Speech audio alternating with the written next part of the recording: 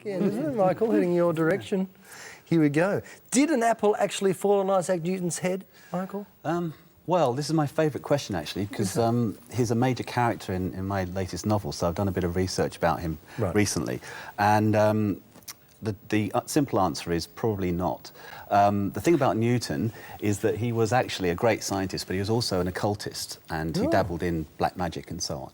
And he spent a lot of his time on alchemy. And he wrote actually 1 million words of alchemy, which was more than he wrote in science and mathematics.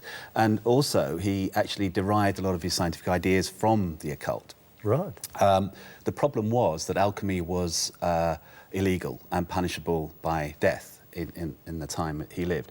And also, his reputation would have been greatly damaged if people had known about his alchemy, even though others were experimenting in the same sort of area. So how do we find out that he was into the occult? Oh, well, it was only revealed in the 1940s, and a few academic books were written about it at the time, and the whole backstory of Newton's alchemy came out.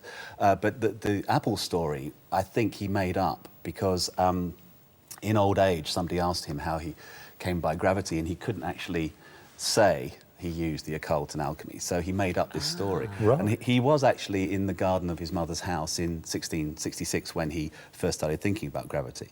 And there is an apple tree there, and it's still there today. Wow. So he may well have been sitting under the tree when he was thinking about it, but the whole thing about the apple falling is probably a myth. Thank you, Michael. Very good. Cheers strong, isn't he? Very good.